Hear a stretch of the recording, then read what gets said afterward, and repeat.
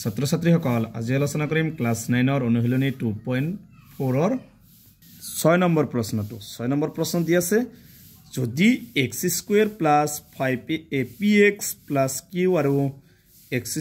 + mx + n বহুপদ দুটাৰ x + a এই দুটা বহুপদৰ x + a এটা সাধাৰণ উৎপাদক তেন্তে প্ৰমাণ কৰা যে a = n + q by p plus m তাৰ মানে এখিনি প্ৰমাণ কৰি আমাক এখিনি দেখাব লাগে যে আনসাৰটো a = এটো অলপ তোমালোকে এনেকৈ চাবা এটো আনসাৰটো হ'ব m - p টো ফুল হৈ আছে m - p হ'ব p ৰ আগত মাইনাস হ'ব তুমি ধৰা হল p of x = x³ plus px plus 9 px টো ধৰি লৈছো তেকে x plus a ৰ শূন্য প্লাস থাকিলে সমান চিহ্ন হ'ব ললে কি হ'ব মাইনাস x ৰ মানটো কি হ'ব মাইনাস a তেকে x মানে মাইনাস a সমান xq মানে x মানে কি মাইনাস a কিউব আছে কিউব প্লাস p লগত x টো কি আছে পূৰণ a মানে কি x মানে কি মাইনাস a প্লাস কি আছে q এবাৰ চাবা মাইনাস টো তিনবাৰ পূৰণ কৰিলে কি হ'ব মাইনাস এ হ'ব a টো তিনবাৰ পূৰণ কৰিলে aq plus a minus a minus p লগত a পূৰণ কৰিলে pa প্লাস q ইটো দিবা 1 নম্বৰ সমীকৰণ তাৰ পিছত 2 নম্বৰত চাবা আকৌ q of x = x² + mx + n তেকে x মানে তো আমি পাইছো কি -a সমান x মানে কি হ'ব -a² plus m into x মানে -a plus n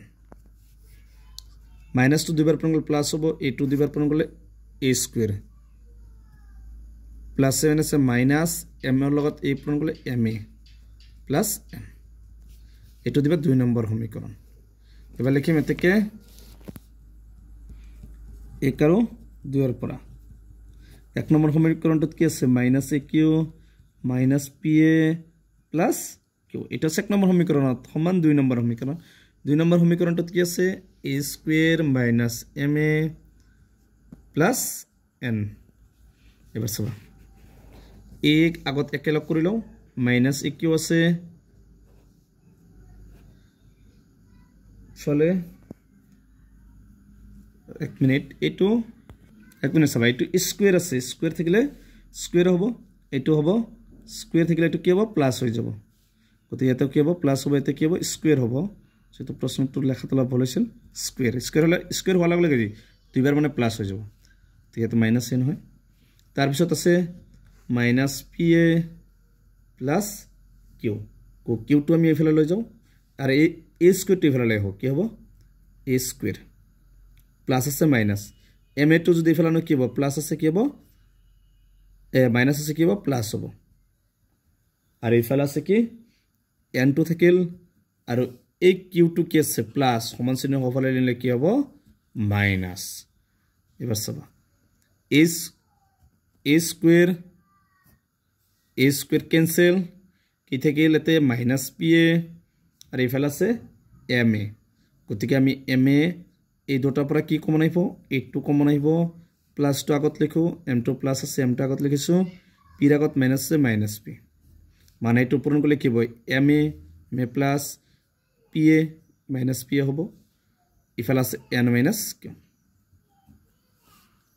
এবাৰ চাবা যদি a টো ৰাখো যেটো a ৰ মানটো ওলাব লাগে ইফালে আছে n - q লিখি লবা আৰু a লগত এখিনি পূৰণ সমান চিহ্ন ফেলে কি হ'ব হৰণ m - p গতিকে আমাক কি ওলাব দিছিল প্ৰমাণ কৰিব দিছিল এটো প্ৰমাণ কৰিব দিছিল যে a ৰ মানটো n - q by m - p গতিকে লিখিবা প্ৰপ মানে দেখুৱা হল এটো হৈছে 6 নম্বৰটোৰ आंसर গতিকে আজিৰ ভিডিওটো এখিনি তোমালোকে ভিডিওটো লাইক কৰিবা চেনেলটো সাবস্ক্ৰাইব কৰিবা